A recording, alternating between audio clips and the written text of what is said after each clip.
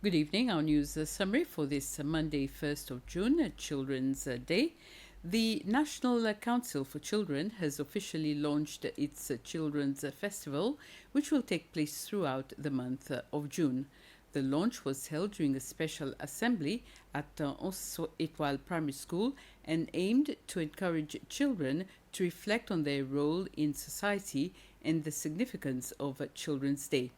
This year's UNICEF theme is Together for All Children, while the National Council for Children is promoting the theme Let Children Stay Children. The theme seeks to remind young people of the importance of growing up in a safe and nurturing environment where they can learn, play, and develop while enjoying protection, dignity, and love. The ceremony also featured the presentation of tokens of appreciation to children and invited guests. The exceptional school marked International Children's Day with a special assembly held on the school premises this morning.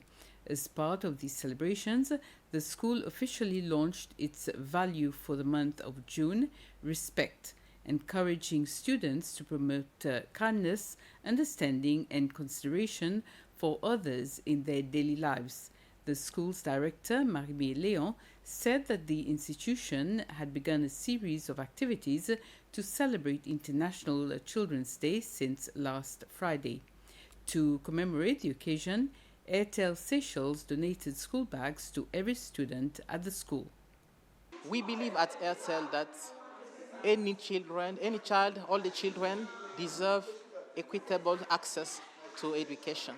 So it's our way to show that everybody need to be included in our strategy.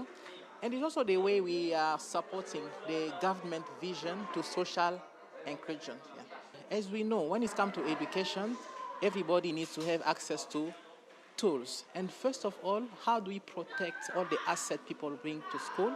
So that way we have some bag we have given to all the students in this school to make sure that they protect the first, which is the biggest asset, which are the content given by the staff, given by the school, so that we know that sometimes it's raining, sometimes the weather cannot be amicable enough, so they need to protect those assets. And this is how we start supporting the education from the protecting the assets. Cabinet approved measures to support Seychelles' maritime and inter-island transport sector by extending existing fee reductions and increasing tax relief for operators. The decision was taken during its scheduled meeting last Wednesday. The decisions include continuing discounted port charges for local coastal vessels and hire craft operators, maintaining reduced berth fees for local cargo vessels during non-operational periods, keeping fixed monthly berthing rates for resident aircrafts on Prale and Nadig, extending a 30% discount on ramp usage fees, and continuing concessions for vessels undergoing repairs. These measures are aimed at supporting economic activity between the islands and providing stability for the maritime industry. In addition, Cabinet approved an amendment to the excise tax regulations that increases the fuel excise tax refund for licensed cargo ferry operators from 25% to 37%. This temporary increase is intended to help operators cope with higher fuel and operating costs, maintain reliable and affordable inter-island cargo services, and reduce pressure on the cost of goods in the inner islands. The Seychelles Revenue Commission, the SRC, has launched a voluntary disclosure program aimed at encouraging taxpayers to come forward and disclose to the SRC any errors or irregularities in their tax affairs.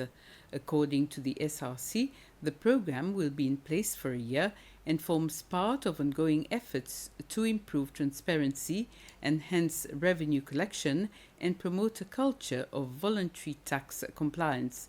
The senior policy analyst at the SRC, Francis Adrienne, says that people and businesses participating in the program will benefit from various incentives. There have been benefits under the voluntary disclosure program being offered by SRC. Would be firstly a waiver of penalties or additional tax. However, there will be no waiver of interest. So this is particularly important to differentiate it from the tax amnesty program, which SRC offered in 2021. And then the next benefit will be there will be no culpability penalty imposed. So usually, upon conclusion of an audit, if SRC has discovered any discrepancies in your declaration, the taxpayer will be subject to a culpability penalty. But in the case of the VDP, they will not be subject to this penalty.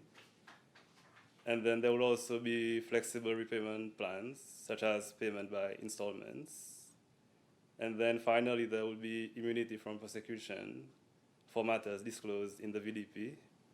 However, this will not apply in cases where we suspect that there is potential tax evasion or you are involved in financial crimes such as money laundering.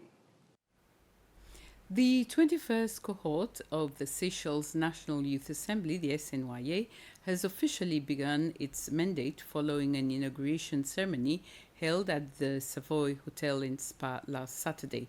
During the event, members took their oath of allegiance and were formally sworn in, marking the transition from the outgoing 20th cohort.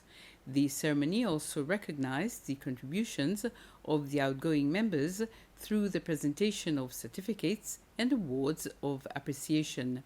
Leading the 21st cohort as its newly elected speaker is Kael Camille, one of several members from the outgoing 20th cohort who will continue serving in the Assembly. Being elected as speaker is not only a privilege, but also a responsibility. As a young person with extensive experience within the Youth Assembly, having served for 2 consecutive mandates and now beginning my 3rd mandate. This journey reflects my determination, commitment, and passion to defend the voice of Seychelles' youth. It also demonstrates that young people can rise, lead, and create meaningful change through perseverance and hard work. That concludes our news summary. Thank you for watching.